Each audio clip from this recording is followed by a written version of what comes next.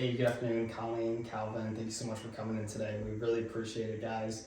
Thank you so much for your time and the opportunity to present to you your financial plan and just going over some of the factors of financial planning with you guys. So we're very excited to work with you and again for this opportunity. So if you guys don't have any questions at all, I'd say let's just go ahead and dive right into it. All right, so let's take a look at the first slide here. All right, here's just our little agenda for today. We are going to be going over the top 5 priorities that you guys listed for us in that handout that we gave you and that you completed for us. We're also going to be taking a look at your balance sheet and what's entailed in a balance sheet and all the items that are included and how we're going to go ahead and apply that to your financial picture.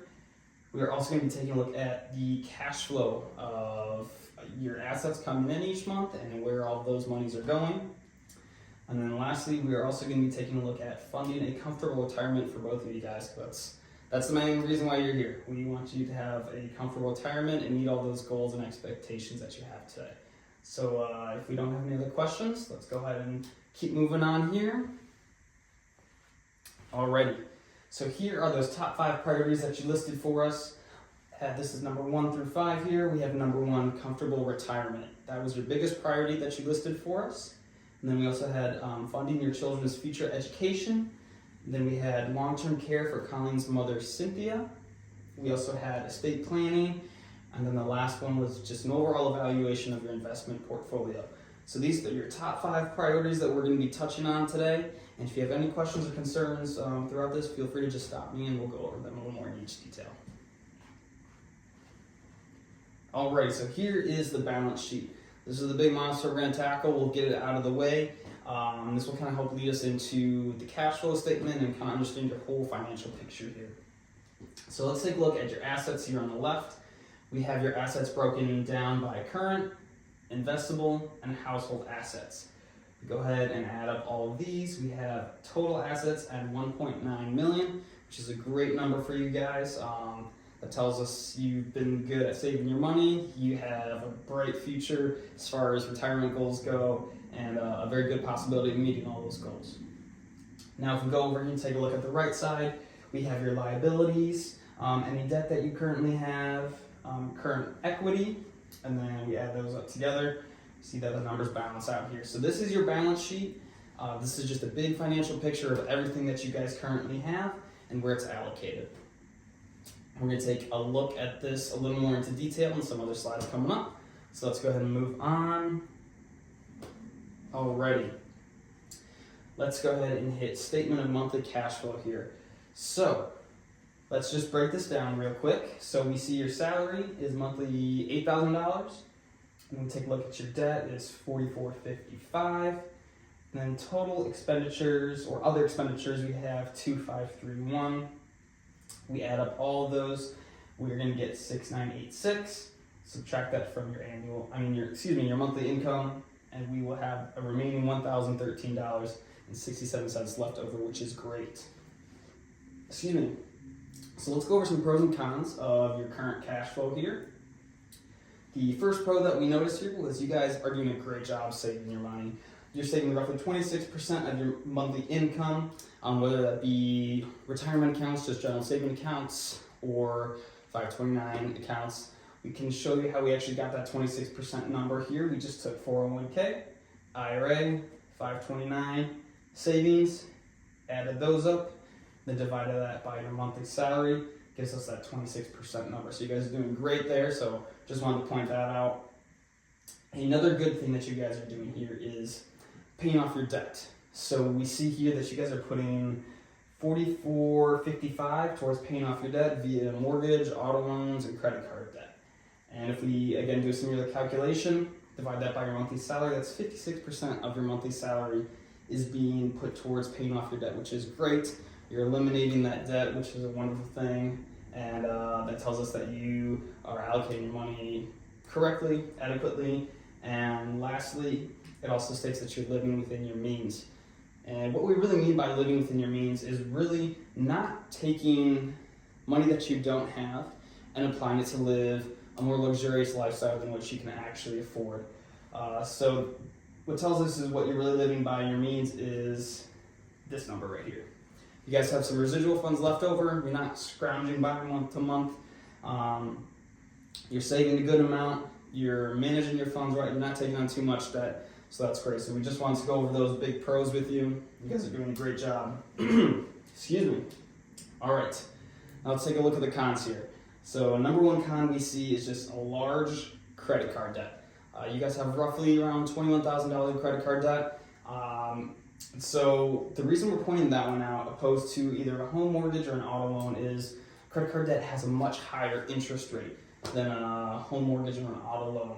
I think nowadays home mortgages can range anywhere from 2% all the way up to 8%, depending on when you bought your home and what your financial picture was then, and interest rates at that time. Very similar with auto loans. Interest rates are usually much lower. Usually it can be down to 1% or even less than 1% sometimes, or all the way up to the teens, depending on the dealer, state, location, credit score, several other factors. So that's really why we're just pointing out the credit card debt, because it usually has a larger credit impact on your credit with higher interest rates of, we can see anywhere up to the 20s or high teens, depending on your credit card company or who you bank with. So that's really just why we point that one out, is because that is the biggest interest rate out of all three of those here.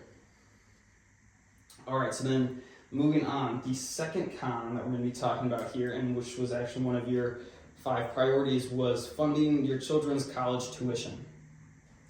So let's take a look here. So right now you guys currently have $27,000 saved, and you have 3 children remaining who still need to go to college. You stated that your other 2 children had full rides, so that's awesome. Congratulations to them that they were able to do that. So we did a little calculation here. So if we have your 3 children, you estimated that's roughly $25,000 per year per child. And we go ahead and multiply that times 25 times 4 years of college.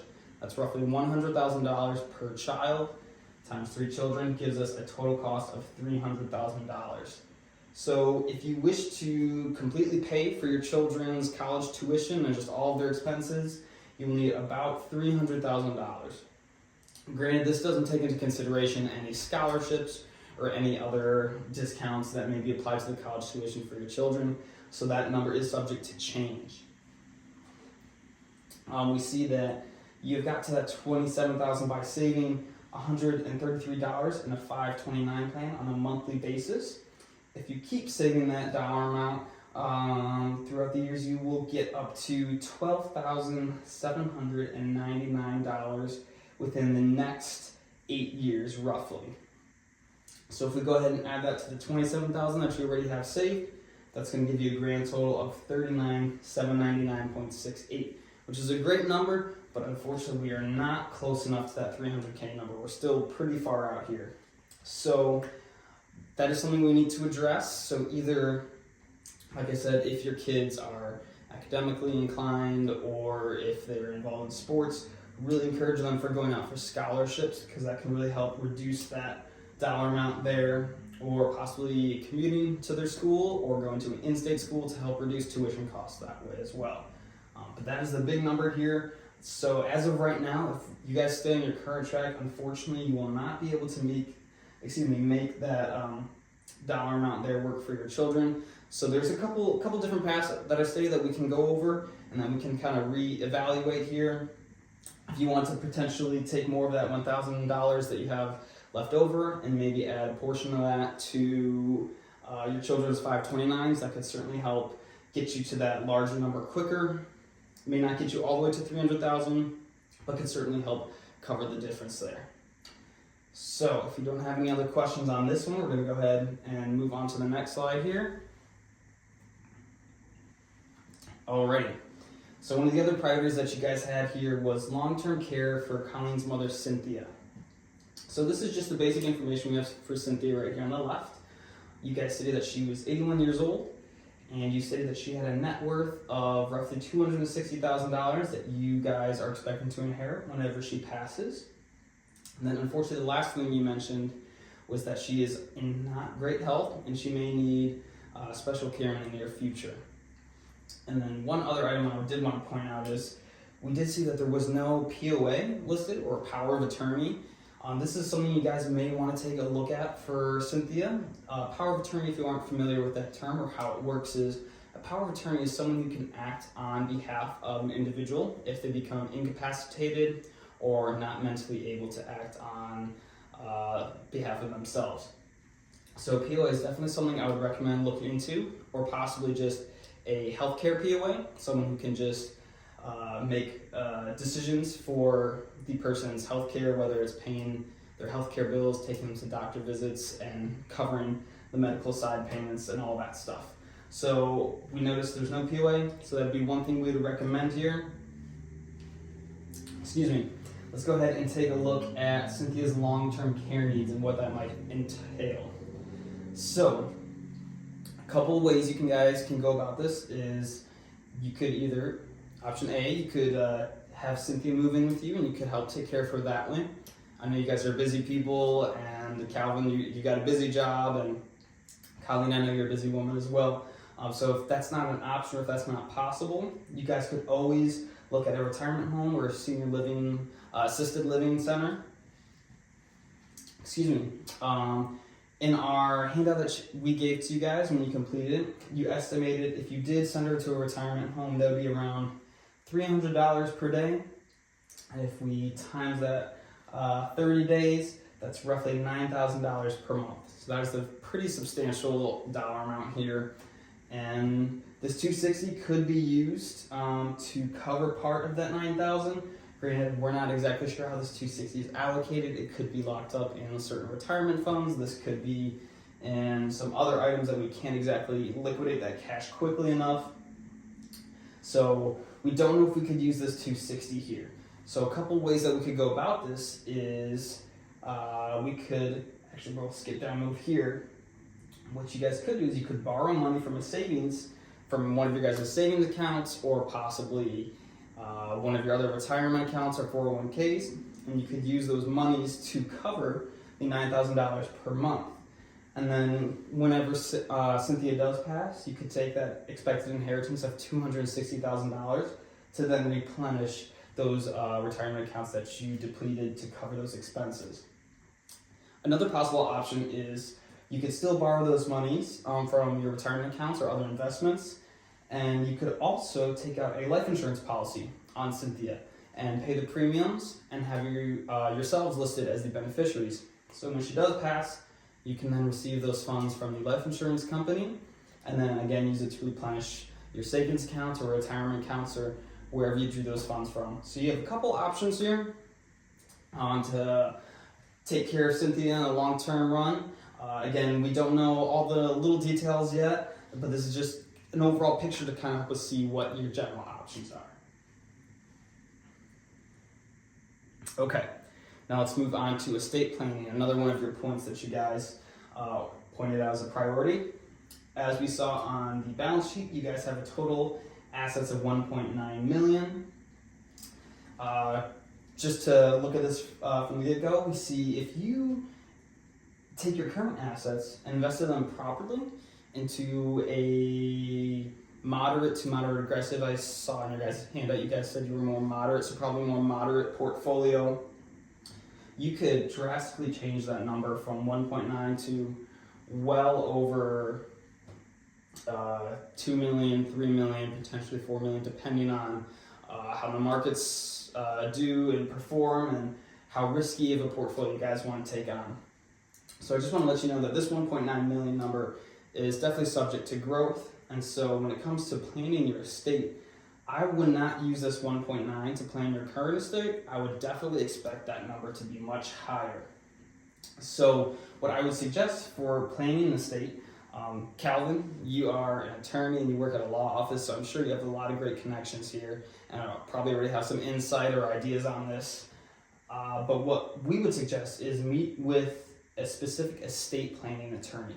Which I'm sure you're aware of, they're a little different than just a general attorney. They specialize in estate planning, and we think they could be really beneficial to helping you guys either draft a will or a trust, which can help allocate those assets that may not be listed in a TOD account or a payable on death account or a IRA that could just directly transfer those funds to your beneficiaries.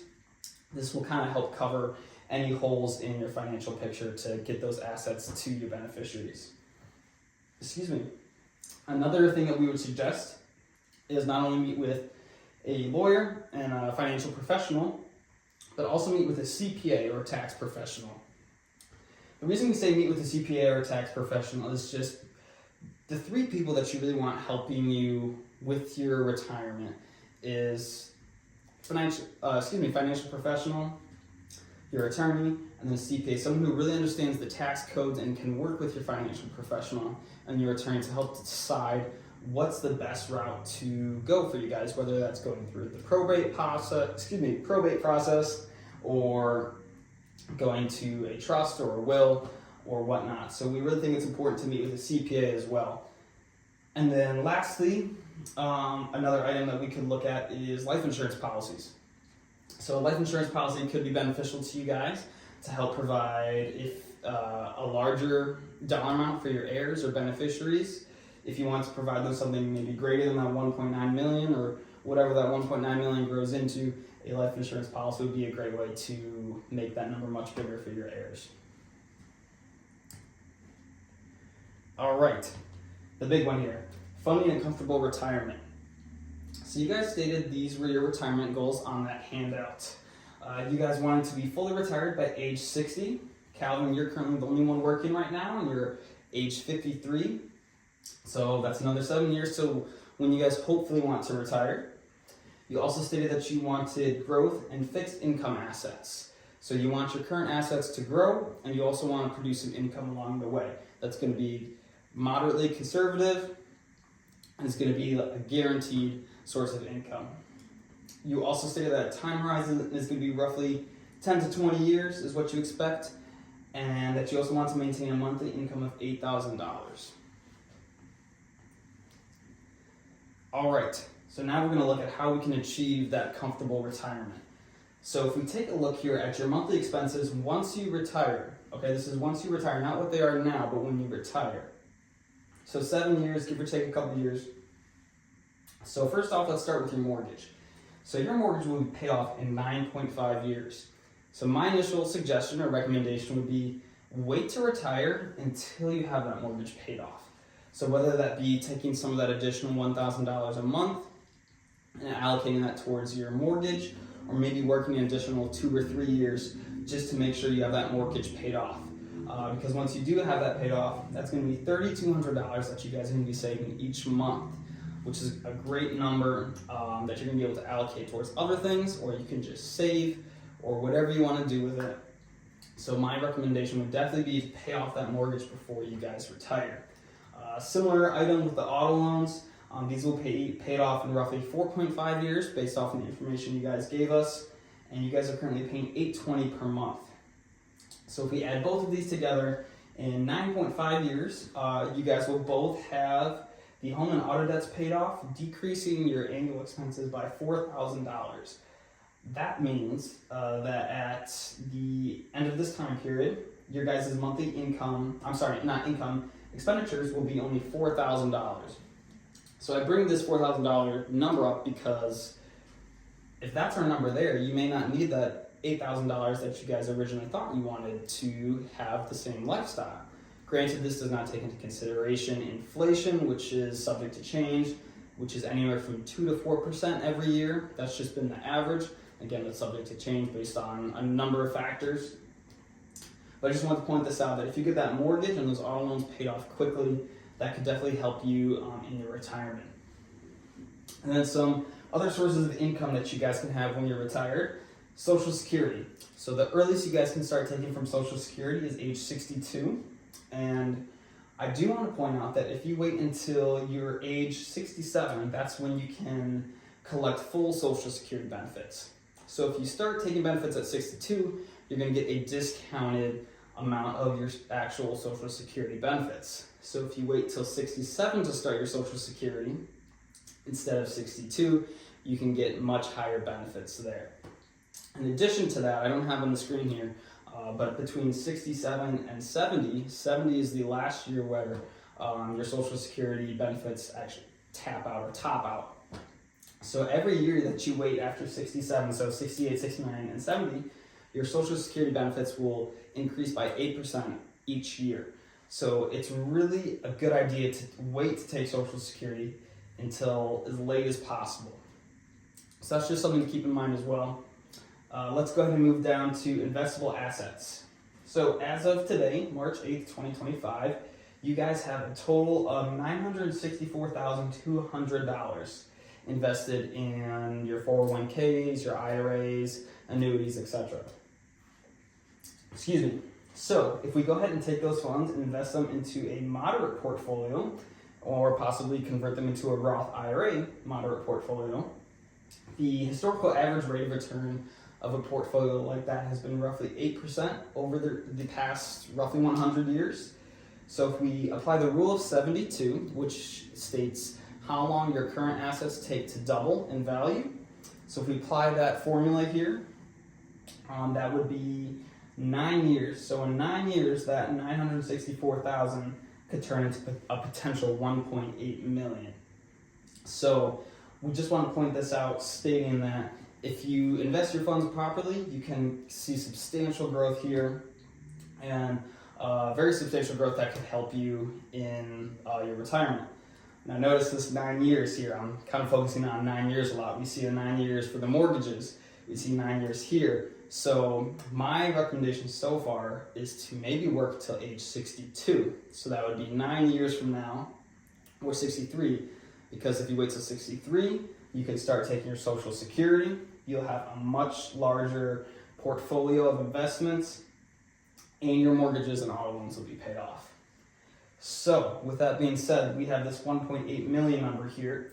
If you were to use that as a way of your income, what we could do, they state that the average safe withdrawal rate from an investment portfolio is roughly 4% of an account value. So if we take 4% of 1.8 million, that's going to give us a net annual amount of $72,000, and that's all tax-free if you put it into a Roth IRA. However, if you want to move into a traditional IRA and not deal with the tax consequences later on, you would have to deal with the tax consequences later on if you did that in a traditional IRA. But just the Roth IRA is just a way to get those funds to grow tax-free. So that would give you, again, $6,000 per month. If we add that on to our Social Security, you are well over that $4,000 a month and are very close to that $8,000 a month that you guys originally desired. So here's part of a plan that we could enact, which could really put you guys in a great position. You guys are already in a really good position right now, but if we take a look at a couple of these other items, we think we could even get you in a better one. Granted, we can't guarantee the rate of returns. We can't predict the markets perfectly. So granted, this 1.8 million and that 8% are subject to change, so we cannot guarantee that. Past performance isn't always an indicator or guarantee of future performance. All right, some other sources of income that you guys could have when retired. You guys are actually already doing some of this, is fixed income through CDs, bonds, or annuities. This is a great way to kind of lock in interest rates if there's a lot of volatility in the markets and you guys are risk averse and you want to stick to something a little more conservative, something that you know you can get guaranteed rates on each year. This would definitely be something we would recommend here. When it comes to CDs, bonds, or annuities, we see rates of return, fixed rates being anywhere from 3% to 6%. Again, depending on how risk averse you want to be and what company is out there and what the interest rates are. So granted, you're going to get a much lower interest rate with an annuity, CD, or a bond, but it's going to be a lot safer and you're going to be able to lock in that rate. So it really depends what your guys' goals are and how risk averse you want to be. And then lastly here, we just also have listed high dividend paying investments. So if you want to generate some sort of monthly income, we just recommend going for some high dividend paying investments, and each company's a little different. They can pay dividends monthly, quarterly, annually. Depends on that, but if that's something you're interested in, we can take a closer look at and determine what funds to go with that way. So these are our recommendations of sources of income when you guys are retired. And so if you guys don't have any other questions, I say let's move on. Next slide here. And that is actually all we have for today. So thank you so much for joining us, Colleen and Calvin. We really appreciate it and look forward to potentially working with you. If you don't have any questions, that's all we have for today. Thank you so much.